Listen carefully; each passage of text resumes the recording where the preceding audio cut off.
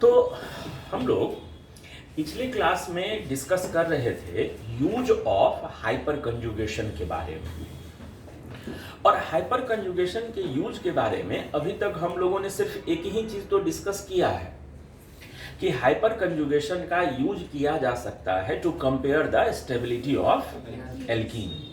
अगर हम लोगों को किसी एल्कीन के स्टेबिलिटी का थ्योरेटिकल कंपैरिजन करना हो तो उसमें हम लोग हाइपर कंजुगेशन का कंसेप्ट अप्लाई कर सकते हैं।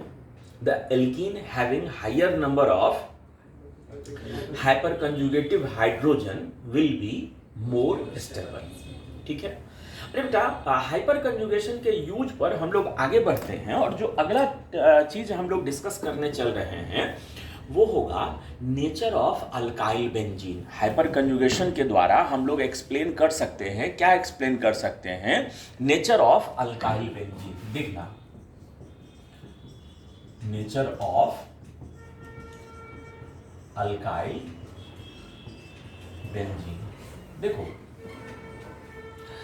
जैसे हम लोगों के सामने दो मॉलिक्यूल दिया हुआ हो, ये एक बेंजीन लगा हुआ हो और बेंजीन पर ये टर्शियरी ब्यूटाइल ग्रुप लगा हुआ हो,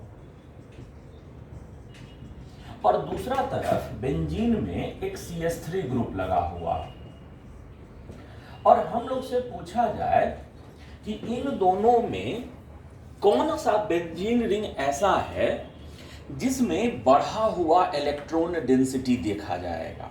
देखो, ये टर्शियरी ब्यूटाइल है, यह इंडक्टिव इफेक्ट के द्वारा, ठीक है, और यहां मिथाइल है। इंडक्टिव इफेक्ट तो इसका भी होगा लेकिन उससे कमजोर। तो सिर्फ इंडक्टिव इफेक्ट के आधार पर सोचें तो ये इस रिंग में कहीं ज्यादा इलेक्ट्रॉन डेंसिटी होगा। अच्छा, यहां इंडक्टिव इफेक्ट के अलावा और कोई इफेक्ट भी नहीं है, लेकिन यहां पर इंडक्टिव इफेक्ट के अलावा भी एक इफेक्ट काम कर रहा है, and that effect is hyper conjugation. यहां पर एक दूसरा इफेक्ट भी पॉसिबल है और वो इफेक्ट का नाम क्या चीज है? Hyper conjugation. देखना बेटा, अल्काइल बेंजीन में होता क्या है। जैसे मान लो अगर कहीं पर हम लोग ये बेंजीन रिंग लिए हुए हैं, 1 2 3, और ये कार्बन कार्बन के साथ यहाँ यहाँ यहाँ हाइड्रोजन, और यहाँ पर अगर हाइपर कंजुगेशन हो तो क्या होगा? अरे बेटा, यहाँ पर अगर हाइपर कंजुगेशन हो तो ये कार्बन हाइड्रोजन डिलोकलाइज होकर नीचे ये यहाँ पर बॉन्ड लोन पेयर के रूप में, तो इसका अगला हाइपर कंजुगेटिव स्ट्रक्चर कैसा हो जाएगा? अरे बेटा, इसका अगला हाइपर कंजुगेटिव स्ट्रक्चर हो जाएगा ये हाइड्रोजन ये हाइड्रोजन ये हाइड्रोजन बिना बॉन्ड का, और यहाँ माइनस, बाकी के दो बॉन्ड एज इट इज जैसे थे वैसे के वैसे ही रह गए। और अब एक बार जब यहाँ चार्ज डेवलप हो गया, अब तो यहाँ रेजोनेंस होने लगेगा। Double bond single bond negative charge, यहाँ रेजोनेंस की पॉसिबिलिटी होने लगेगी, और जब यहाँ रेजोनेंस होने लगा तो ये निगेटिव चार्ज यहाँ, ये पाई बॉन्ड यहाँ। अरे बेटा, इसका अगला रेजोनेटिंग स्ट्रक्चर कैसा हो जाएगा? देखो तो, इसका अगला रेजोनेटिंग स्ट्रक्चर यहाँ पर ये चार्ज माइनस और ये बॉन्ड ये, और ये डबल बॉन्ड C, यहाँ H और ये H प्लस, ये ऐसा हो जाएगा। और फिर अगला बार रेजोनेंस जब होगा तो ये निगेटिव चार्ज यहाँ और ये यहाँ। अगला जब इसका रेजोनेटिंग स्ट्रक्चर होगा तो ये हो जाएगा यहाँ पर माइनस डबल बॉन्ड C, ये यहाँ H, ये यहाँ H, ये H प्लस, और बाकी के दो बॉन्ड जहाँ जहाँ थे वहाँ दो बॉन्ड है। तो ध्यान दो ना, अगर बेंजीन रिंग में कोई कार्बन लगा हुआ हो, अगर बेंजीन रिंग में कोई कार्बन लगा हुआ हो और उस कार्बन के पास अगर हाइड्रोजन हो तो फिर वहाँ हाइपर कंजुगेशन होने लगता है, और हाइपर कंजुगेशन जब यहाँ पर होने लगेगा तो बेंजीन रिंग के ऑर्थो और पारा पोजीशन पर इलेक्ट्रॉन डेंसिटी अच्छा खासा बढ़ा हुआ मिलेगा। अरे बेटा, इस मॉलिक्यूल के तुलना में इस मॉलिक्यूल के अंदर काफी ज्यादा मात्रा में इलेक्ट्रॉन डेंसिटी नोटिस किया जाएगा, पाया जाएगा, and that is due to hyperconjugation. ये हो क्यों रहा है? तो ये हो रहा है हाइपर कंजुगेशन के कारण। ठीक है। तो अल्काइल बेंजीन के केस में भी जो बेंजीन रिंग होता है, उस बेंजीन रिंग के अंदर इलेक्ट्रॉन डेंसिटी काफी इनहेंस्ड मिलता है, बढ़ा हुआ मिलता है, और वो होता है क्या चीज के कारण? वो होता है हाइपर कंजुगेशन के कारण होता है। ठीक है। अल्काइल बेंजीन के नेचर के बारे में हम लोग चर्चा किए। अरे बेटा, अल्काइल बेंजीन के नेचर से आगे बढ़ते हैं हम लोग हाइपर कंजुगेशन का यूज कर सकते हैं to compare the stability of carbocation and free radical. Hyperconjugation का यूज कर सकते हैं क्या चीज के कारण, क्या चीज करने में? जो तीसरा यूज हम लिखने जा रहे हैं वो होगा क्या, बोलो? To compare the stability of क्या बेटा? Carbocation and free radical.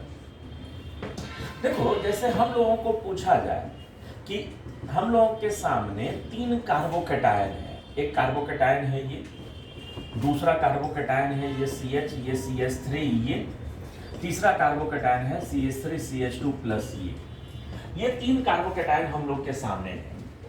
अरे बेटा, ये 3 कार्बोकेटायन अगर हम लोग के सामने है और पूछा जाए इन तीनों में स्टेबिलिटी का ऑर्डर क्या होगा, तो हम लोग क्या जवाब देंगे? इन लोगों में सबसे ज्यादा स्टेबल कौन हो जाएगा? पहला वाला। क्यों? क्योंकि वहां पर हाइपर कंजुगेशन बहुत ज्यादा होगा, because the species have 9 hyper conjugative hydrogen. तो स्टेबिलिटी का ऑर्डर ऐसा नहीं हो जाएगा, यही ऑर्डर हो जाएगा ना। उसी तरह से अगर हम लोगों से पूछे कि यहाँ कार्बन पर ऑड इलेक्ट्रॉन है, यह CH3 CH3 CH3, और यहाँ पर हो जाए ये हो जाए, और अगले में हो जाए ये CH3 CH2 फ्री रेडिकल हो जाए, ये फ्री रेडिकल्स हो जाए। अब पूछे कि इन लोगों में कौन ज्यादा स्टेबल है, कौन कम स्टेबल है, तो क्या बताओगे? इन लोगों में कौन ज्यादा कौन कम? तो वैसे ही ऑर्डर हो जाएगा। यहाँ भी फ्री रेडिकल, यहाँ भी ये फ्री रेडिकल है, तो स्टेबिलिटी का ऑर्डर जो हो जाएगा वो इस तरह का स्टेबिलिटी का ऑर्डर हो जाएगा। तो कार्बोकेटायन और कार्बन फ्री रेडिकल के स्टेबिलिटी के ऑर्डर को भी हम लोग कंपेयर कर सकते हैं with the help of hyper conjugation. अरे बेटा, हाइपर कंजुगेशन कभी कभी बॉन्ड लेंथ को भी कंपेयर करने में काम आ जाता है। हाइपर कंजुगेशन का कहीं कहीं यूज होता है टू कंपेयर द, क्या लिखे हैं? Bond length, to compare the bond length. देखना ध्यान से, to compare the bond length. देखो,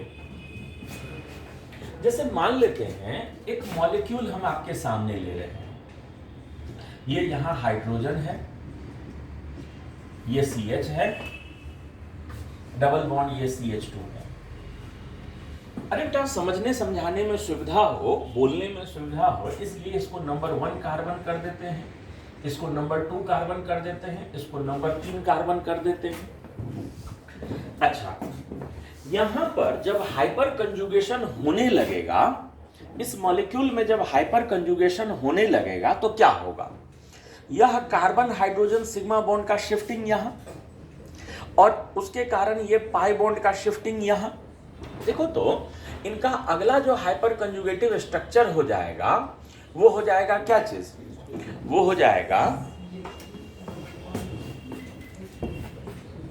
ये C, ये H, ये हाइड्रोजन बिना बॉन्ड का double bond CH, single bond CH2 minus.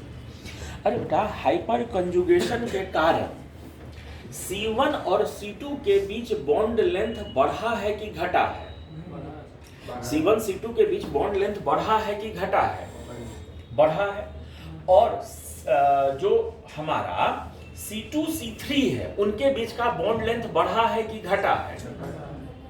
बात समझ में आया? तो हाइपर कंजुगेशन अगर होने लगता है तो जहां डबल बॉन्ड है वो डबल बॉन्ड के जगह पर कैसा बॉन्ड आने लगा है? Single bond. तो सिंगल बॉन्ड का बॉन्ड लेंथ जो हो जाएगा वो क्या हो जाएगा? थोड़ा बड़ा नहीं हो जाएगा? सिंगल बॉन्ड का बॉन्ड लेंथ जो हो जाएगा वो थोड़ा सा बड़ा तो होगा ही, नेचुरल है। तो कहने का मतलब बॉन्ड लेंथ पर भी असर पड़ता है क्या चीज का? हाइपर कंजुगेशन का। जैसे हम लोग से एक सवाल पूछे, ध्यान देना, हम लोग से एक क्वेश्चन पूछा है कि हम लोग के सामने ऐसा मॉलिक्यूल है, एक जगह ये मॉलिक्यूल है, एक जगह ये मॉलिक्यूल है, एक जगह ये मॉलिक्यूल है। जहां बीच में डबल बॉन्ड है, ये बॉन्ड लेंथ सबसे लंबा किस में होगा? ये बॉन्ड दोनों कार्बनों के बीच डिस्टेंस सबसे ज्यादा किस केस में होगा? हम लोग से ये क्वेश्चन पूछा। कि इन दोनों कार्बनों के बीच में डिस्टेंस किस केस में सबसे ज्यादा होगा, तो क्या जवाब देंगे बताओ? यहां पर बहुत ज्यादा हाइपर कंजुगेटिव हाइड्रोजन है। हाइपर कंजुगेटिव हाइड्रोजन की संख्या 10 है, तो 10 हाइपर कंजुगेटिव है तो 11 हाइपर कंजुगेटिव स्ट्रक्चर होंगे। उस 11 स्ट्रक्चर में 10 बार तो वहां डबल बॉन्ड के बदले सिंगल बॉन्ड कैरेक्टर रहेगा। तो जब हम एवरेज निकालेंगे तो 10 बार सिंगल बॉन्ड का वैल्यू पुट किया जाएगा, एक ही बार डबल बॉन्ड का वैल्यू पुट किया जाएगा, तो एवरेज बॉन्ड लेंथ का जो वैल्यू आएगा वो ज्यादा आएगा कि कम आएगा? हम जो बात बोले हैं वो बात पकड़ लिए थे सभी लोग, हमको कहना क्या चाह रहे हैं? नहीं, लाहौल बिला कुव्वत इंसान हो कि इंसानों के नाम पे कलंक हो तुम। ऑन रिकॉर्ड ऐसा बोलना पड़ रहा है। तो हम बोल रहे थे कि इन लोगों में से इसका बॉन्ड लेंथ सबसे बड़ा होगा। क्यों बड़ा होगा? क्योंकि जब इसका हम लोग बॉन्ड लेंथ का ये करेंगे तो इसमें होगा क्या, 11 हाइपर कंजुगेटिव स्ट्रक्चर होंगे, और 11 हाइपर कंजुगेटिव स्ट्रक्चर होंगे तो उन 11 हाइपर कंजुगेटिव स्ट्रक्चर में से एक बार डबल बॉन्ड कैरेक्टर होगा और बाकी 10 बार सिंगल बॉन्ड कैरेक्टर होगा। तो जब एवरेज निकालेंगे तो एक बार हम लोग डबल बॉन्ड वाला वैल्यू पुट करेंगे और बाकी 10 बार सिंगल बॉन्ड वाला वैल्यू पुट करेंगे। अरे बेटा, एवरेज वैल्यू जो आएगा वो डबल बॉन्ड के ज्यादा क्लोज होगा कि सिंगल बॉन्ड के ज्यादा क्लोज होगा? सिंगल बॉन्ड के ज्यादा क्लोज होगा। तो ये इसका मतलब इसका एवरेज बॉन्ड लेंथ वैल्यू क्या है? थोड़ा सा इन लोगों की तुलना में थोड़ा सा ज्यादा इलोंगेटेड है, थोड़ा ज्यादा बड़ा है। तो हाइपर कंजुगेशन के कंसेप्ट का यूज किया जा सकता है क्या चीज के लिए? हाइपर कंजुगेशन के कंसेप्ट का यूज किया जा सकता है to compare the bond length also. ठीक है, तो हाइपर कंजुगेशन इस तरह से काफी यूजफुल कंसेप्ट होता है, मल्टी यूटिलिटी कंसेप्ट है, बहुत जगहों पर इसका यूज आएगा। उसमें से कुछ यूज के बारे में अभी हम लोग डिस्कस कर रहे थे। तो ये टॉपिक था हम लोगों का हाइपर कंजुगेशन के बारे में, अभी हम लोग पढ़ रहे थे। हाइपर कंजुगेशन क्या होता है उसके बारे में पढ़ रहे थे। ठीक है, तो बेटा अगला जो टॉपिक हम लोगों को डिस्कस करना है उस टॉपिक का नाम है एरोमेटिसिटी। जो टॉपिक हम लोग डिस्कस करने चल रहे हैं उस टॉपिक का नाम क्या चीज है? एरोमेटिसिटी है। तो सुनो ना, हम लोग एरोमेटिसिटी डिस्कस करेंगे, लेकिन एरोमेटिसिटी के पहले एक छोटा सा चीज याद आया है जिसके बारे में बोलना उचित लग रहा है। एक टर्म होता है जिसको हम लोग बोलते हैं क्रॉस कंजुगेशन। ये क्रॉस कंजुगेशन क्या होता है ये सुनना। एक टर्म होता है जिसको हम लोग नाम देते हैं क्या चीज? Cross conjugation.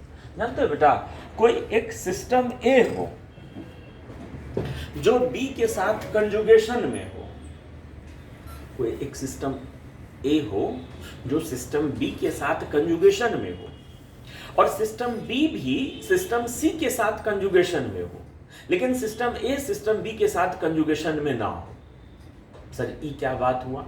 तो देखो हम जो बोल रहे हैं ध्यान देना। जैसे मान ले ये CH2 डबल बॉन्ड CH, ठीक है, फिर यहाँ एक कार्बन है और डबल बॉन्ड यहाँ CH2 है, और सिंगल बॉन्ड फिर से यहाँ CH है और डबल बॉन्ड यहाँ क्या चीज है? ये CH2 है। ध्यान दे बेटा, ये इसके साथ कंजुगेशन में है, double bond single bond double bond. ये इसके साथ कंजुगेशन में है, double bond single bond double bond. लेकिन ये सिस्टम इसके साथ कंजुगेशन में बीच में 2 लगातार सिंगल बॉन्ड आ गया है, तो ये क्रॉस कंजुगेशन कहलाता है। ये क्या कहलाता है? क्रॉस कंजुगेशन कहलाता है। ठीक है, ये सिस्टम क्रॉस कंजुगेशन, ये इधर रेजोनेंस होगा या ये इधर के साथ ये ऐसे रेजोनेंस होता रहेगा, कंटिन्यू रेजोनेंस नहीं है। ठीक, इसको क्रॉस कंजुगेशन बोला करते हैं। तो हम लोग जो टॉपिक डिस्कस करने चल रहे हैं उस टॉपिक का नाम है एरोमेटिसिटी या एरोमेटिक कंपाउंड। ये होता क्या है ध्यान देना। हम लोग चर्चा करने जा रहे हैं एरोमेटिसिटी के बारे में।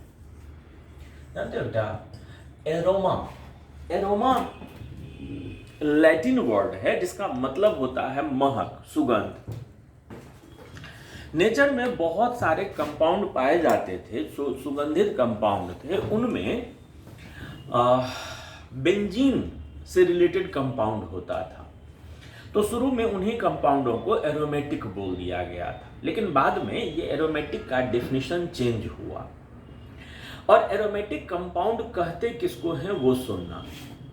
कोई भी मॉलिक्यूल को एरोमेटिक कहने के लिए उस मॉलिक्यूल में दो शर्त पूरा होना चाहिए। अगर कोई मॉलिक्यूल दो शर्तों को फुलफिल कर दे तो वो फिर एरोमेटिक कहलाने लगता है। वो दो शर्त क्या क्या है? तो पहला शर्त है कि मॉलिक्यूल में क्लोज लूप होना चाहिए कंजुगेटेड सिस्टम का। मॉलिक्यूल में क्लोज लूप होना चाहिए कंजुगेटेड सिस्टम का। कंजुगेटेड सिस्टम होना चाहिए क्लोज लूप के साथ। क्लोज लूप माने साइक्लिक सिस्टम।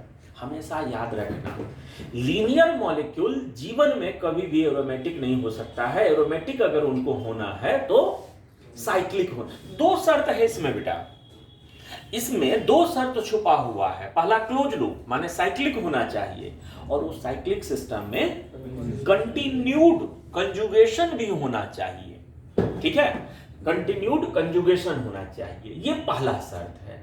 साइक्लिक सिस्टम होना चाहिए और उस साइक्लिक सिस्टम में एस्टेब्लिश्ड कंजुगेशन भी होना चाहिए। ठीक, और दूसरा शर्त है एरोमेटिक होने के लिए कि मॉलिक्यूल को फॉलो करना चाहिए हकल रूल। मॉलिक्यूल को फॉलो करना चाहिए कौन सा रूल? हकल रूल। अरे बेटा, हकल रूल का भी स्टेटमेंट ध्यान से सुनना। हकल रूल का कहना है कि मॉलिक्यूल के अंदर कंजुगेशन है तो रेजोनेंस होगा, रेजोनेंस होगा तो इलेक्ट्रॉनों का डीलोकलाइजेशन होगा। तो हकल रूल का कहना है कि electrons under delocalisation, electrons under delocalisation should be in the terms of 4n+2। Electrons under delocalisation should be in terms of क्या? 4n+2। ठीक है, वहां 4n+2 इलेक्ट्रॉन्स अंडर डीलोकलाइजेशन होना चाहिए। टोटल पाई इलेक्ट्रॉन 4n+2 नहीं, जितने इलेक्ट्रॉन रेजोनेंस में भाग ले रहे हैं वो 4n+2 के टर्म में होना चाहिए। क्लियर? ध्यान दिए हम क्या अंतर है दोनों में? Total electrons under delocalisation should be in terms of 4n+2। तो अगर ये दोनों शर्त को कोई मॉलिक्यूल फुलफिल कर देता है तो फिर उसी मॉलिक्यूल को हम लोग बोलने लगते हैं क्या चीज? एरोमेटिक मॉलिक्यूल बोलने लगते हैं। अरे बेटा, आपको याद है हम बताए थे कि कोई भी चीज में रेजोनेंस होने लगे तो वो ज्यादा स्टेबल हो जाता है। और अब हम बता रहे हैं कि किसी भी मॉलिक्यूल में अगर एरोमेटिक नेचर डेवलप हो जाए तो वो कुछ ज्यादा ही स्टेबल हो जाता है। Aromaticity makes molecule extra stable. Aromaticity molecule में एक्स्ट्रा स्टेबिलिटी प्रोवाइड कर देता है। अब कोई एक बच्चा का कहना है कि सर रेजोनेंस में तो इलेक्ट्रॉन क्लाउड ज़्यादा बड़े एरिया में फैल जाता था, electron density per unit area घट जाता था, तो चलिए वो स्टेबल हो गया। ये एक्स्ट्रा स्टेबल क्यों हो रहा है? तो जानते हो बेटा, एरोमेटिक होने से और स्टेबिलिटी में क्या रिलेशन है, यह चीज छुपा हुआ है। आंसर इसका मॉलिक्यूलर ऑर्बिटल थ्योरी में। केमिकल बॉन्डिंग पढ़ते हैं हम लोग, और केमिकल बॉन्डिंग में हम लोग मॉलिक्यूलर ऑर्बिटल थ्योरी में किसका किसका कॉन्फ़िगरेशन पढ़ते हैं? H2 का, N2 का, O2 का, F2 का, N2 का, इन्हीं लोगों का ना। हम कहते हैं कि जैसे N2 मॉलिक्यूल बना है, क्या और कोई मॉलिक्यूल बेंजीन का या CO2 का या कोई भी मॉलिक्यूल का, उनका मॉलिक्यूलर ऑर्बिटल कॉन्फ़िगरेशन तो होता होगा ना कुछ ना कुछ। तो जब हम लोग एरोमेटिक मॉलिक्यूल का मॉलिक्यूलर ऑर्बिटल कॉन्फ़िगरेशन लिखते हैं ना, तो उसमें सारे के सारे इलेक्ट्रॉन पेयर्ड होते हैं। उसमें सारे के सारे इलेक्ट्रॉन क्या हो जाते हैं? पेयर्ड हो जाते हैं। अरे बेटा, सारे के सारे इलेक्ट्रॉन अगर पेयर्ड हो जाएंगे तो वो थोड़ा ज़्यादा स्टेबल हो ही जाएगा। तो हम कहना क्या चाहते हैं, ध्यान से सुनना। कोई भी स्पीसीज अगर एरोमेटिक होता है तो वो ज़्यादा स्टेबल होता है, लेकिन ज़्यादा स्टेबल क्यों है वो कारण छुपा हुआ है मॉलिक्यूलर ऑर्बिटल थ्योरी में। और मॉलिक्यूलर ऑर्बिटल थ्योरी का जांच करने पर पता चलता है कि एरोमेटिक मॉलिक्यूल के सारे इलेक्ट्रॉन क्या होते हैं, इसीलिए ज़्यादा स्टेबल होता है वो। बात समझ में आ गया? ठीक है, सुनो एक बात। एरोमेटिक चर्चा करते ही एक टर्म और चर्चा करने का इच्छा करने लगता है, जिसको हम लोग बोलते हैं एंटी एरोमेटिक। एक टर्म होता है जिसको हम लोग क्या नाम से पुकारते हैं, जिसको हम लोग पुकारते हैं एंटी एरोमेटिक के नाम से। अरे क्या एंटी एरोमेटिक वाला प्रॉपर्टी मॉलिक्यूल को अनस्टेबल कर देता है। ये जितना स्टेबल करता है, उल्टे हाथ एंटी एरोमेटिक का गुण आ जाने से वो मॉलिक्यूल या वो आयन क्या हो जाता है, अनस्टेबल होने लगता है। यहां तक समझ गए। और सर उसका स्टेबल होने, इसका अनस्टेबल होने का क्या कारण है? तो इसका अनस्टेबल होने का कारण वही है फिर मॉलिक्यूलर ऑर्बिटल। इनके केस में क्या होने लगता है, अनपेयर्ड इलेक्ट्रॉन होने लगता है, और अनपेयर्ड इलेक्ट्रॉन होगा तो ये क्या हो जाएगा, अनस्टेबल होने लगता है। ठीक है। और सुन लो ना, एंटी एरोमेटिक होने के लिए भी मॉलिक्यूल में दो शर्त होना चाहिए। पहला शर्त क्या होना चाहिए, वही जो ऊपर है। एंटी एरोमेटिक होने के लिए भी दो कंडीशन होना चाहिए। पहला क्या होना चाहिए, मॉलिक्यूल में क्लोज लूप होना चाहिए प्लस कंजुगेशन के साथ। ठीक है, मॉलिक्यूल में क्लोज लूप होना चाहिए विद कंजुगेशन। पहला शर्त सेम टू सेम वही का वही। और दूसरा शर्त है कि इलेक्ट्रॉन्स अंडर डीलोकलाइजेशन, माने घूमने वाले इलेक्ट्रॉनों की संख्या 4n के टर्म में हो। अगर कोई साइक्लिक सिस्टम में पूरे मॉलिक्यूल में कंजुगेशन है, ध्यान से सुनना, अगर कोई साइक्लिक सिस्टम है साथ साथ पूरे मॉलिक्यूल में कंजुगेशन है और घूमने वाले इलेक्ट्रॉनों की संख्या 4 है, 8 है, 12 है, 16 है, 20 है, 24 है, 28 है, इन संख्याओं में है 4n के टर्म में, जहां n का वैल्यू 0, 1, 2, 3 कुछ भी। हाँ, वहां पर 0 भी तो हो सकता है। यहाँ 0 तो 0 हो जाएगा, तो कोई मायने ही नहीं रहा, पाई इलेक्ट्रॉन ही नहीं रहा, तो रेजोनेंस से नहीं होगा। हाँ, तो 0, 1, इसके केस में 1 से ले लो, वहां 0 से ले लो। तो अगर घूमने वाले इलेक्ट्रॉनों की संख्या 4n के टर्म में है, तो वो फिर क्या होने लगता है, एंटी एरोमेटिक। और एंटी एरोमेटिक का गुण मॉलिक्यूल या आयन के स्टेबिलिटी को काफी, और एरोमेटिसिटी का गुण मॉलिक्यूल के स्टेबिलिटी को काफी बढ़ा देता है। तो एरोमेटिक होने का क्या कंडीशन है, एंटी एरोमेटिक होने का क्या कंडीशन है, ये दोनों बात क्लियर। बोलने में असावधानी नहीं ना, अब तो सावधान होकर बोल सकते हो ना। चलिए हम आगे बढ़ते हैं। अरे बेटा, हम आपके सामने बहुत सारा एग्जाम्पल, शुरू में कुछ सिंपल, बाद में कुछ कॉम्प्लिकेटेड टेढ़ा मेढ़ा एग्जाम्पल बताने जा रहे हैं। क्या चीज के लिए,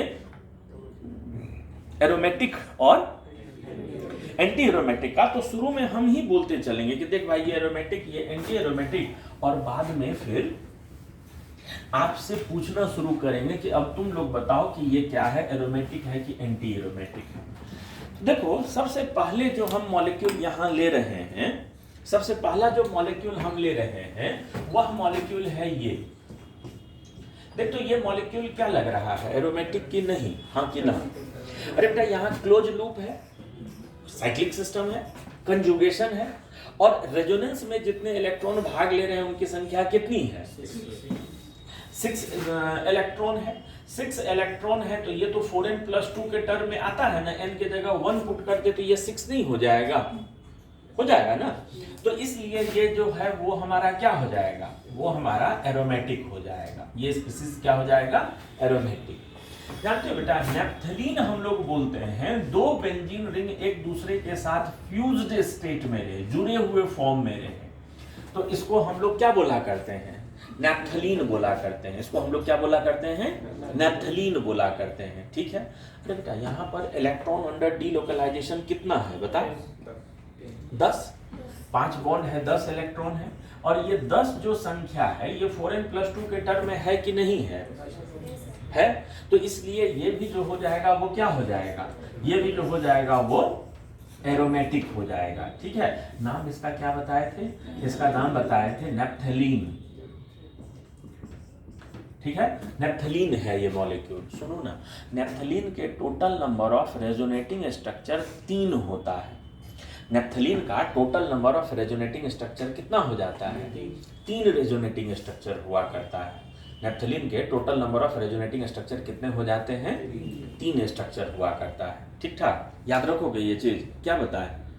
नैप्थलीन में total number of resonating structure 3 होता है। तीनों बना है, ध्यान दोगे। एक यही स्ट्रक्चर है सामने, एक जो ये सामने स्ट्रक्चर बनाया है ऐसा। दूसरा स्ट्रक्चर ये वाला बॉन्ड डीलोकलाइज करवा दे। अरे बेटा ये वाले बॉन्ड को डीलोकलाइज करवा दिए तो अब की बार बॉन्ड यहाँ यहाँ यहाँ और ये इधर वाला जो है वो ऐसे ऐसे ही रह जाए।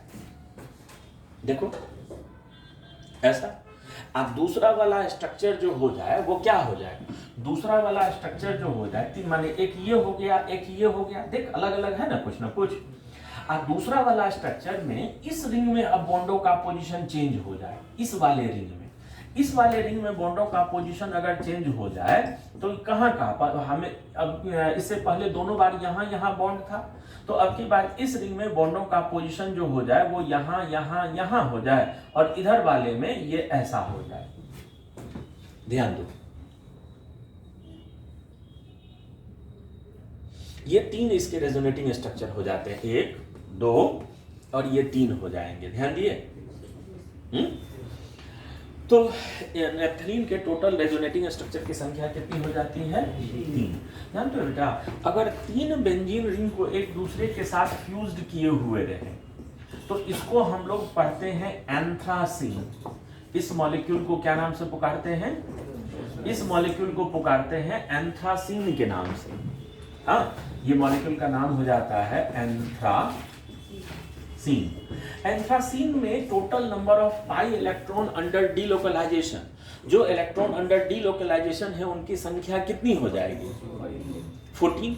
अरे बेटा ये जो 14 संख्या है ये हकल रूल के अंडर है कि बाहर है, माने अब ये 4n+2 के टर्म में है कि 4n के टर्म में है। तो 4n+2 के टर्म में है तो ये एरोमेटिक हो जाएगा कि नहीं हो जाएगा। नैप्थलीन के टोटल रेजोनेटिंग स्ट्रक्चर कितने होते थे, एंथ्रासीन के टोटल रेजोनेटिंग स्ट्रक्चर 4 हो जाता है। एंथ्रासीन के टोटल रेजोनेटिंग स्ट्रक्चर 4 हो जाता है, याद रखना है इसको। और सुनना, अगर हम लोग ये वाले बेंजीन रिंग को यहाँ ऊपर कर दें, वो वाले बेंजीन रिंग को कहाँ पर कर दें, ऊपर कर दें, कहने का मतलब ऐसा स्ट्रक्चर बना दें, 2 बेंजीन रिंग सीधा रहे और तीसरा बेंजीन रिंग ऐसा रहे, ये ऐसा रहे, ठीक है। इसको हम लोग बोलते हैं फेनेंथ्रीन। इसको हम लोग क्या नाम से पुकारते हैं, इसको हम लोग पुकारते हैं फेनेंथ्रीन के नाम से। यह जो मॉलिक्यूल आपके सामने दिख रहा है ये फेनेंथ्रीन है। फेनेंथ्रीन भी एरोमेटिक होता है क्योंकि यहाँ भी टोटल इलेक्ट्रॉन का संख्या कितना है, 14 है। और फेनेंथ्रीन के टोटल रेजोनेटिंग स्ट्रक्चर 5 हो जाता है। फेनेंथ्रीन का टोटल रेजोनेटिंग स्ट्रक्चर कितना हो जाता है, 5 हो जाता है। याद रखेंगे इस चीज को। चलिए आगे बढ़ते हैं। तो ये हम लोग अभी तक जितना भी देखे हैं ये सब के सब एरोमेटिक का उदाहरण देखे हैं। अरे बेटा, अगर मान लो यहाँ पर हमने क्या किया है, हमने पिरिडीन मॉलिक्यूल ले लिया है, पिरिडीन मॉलिक्यूल ले लिया है और हमने आपको कहा कि क्या ये मॉलिक्यूल एरोमेटिक होगा कि नहीं होगा। हाँ, यहाँ पर पाई बॉन्ड और लोन पेयर के रूप में मौजूद इलेक्ट्रॉनों की संख्या कितनी है, पाई बॉन्ड और लोन पेयर के रूप में मौजूद इलेक्ट्रॉनों की संख्या कितनी है, 8। क्या ये एरोमेटिक होगा,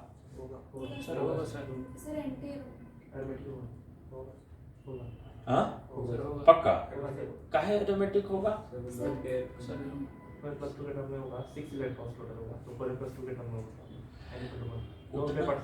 रेजोनेंस के दिन उतना याद है। एग्जांपल ऑफ रेजोनेंस में पहला एग्जांपल यही बताए थे कि इसका लोन पेयर रेजोनेंस में पार्टिसिपेट नहीं करता है। अरे बेटा 4n+2 में टोटल पाई इलेक्ट्रॉन नहीं लेना है, वही पाई इलेक्ट्रॉन काउंट करना है जो रेजोनेंस में शामिल है। तो रेजोनेंस में शामिल इलेक्ट्रॉन की संख्या वही तीनों पाई बॉन्ड वाली है।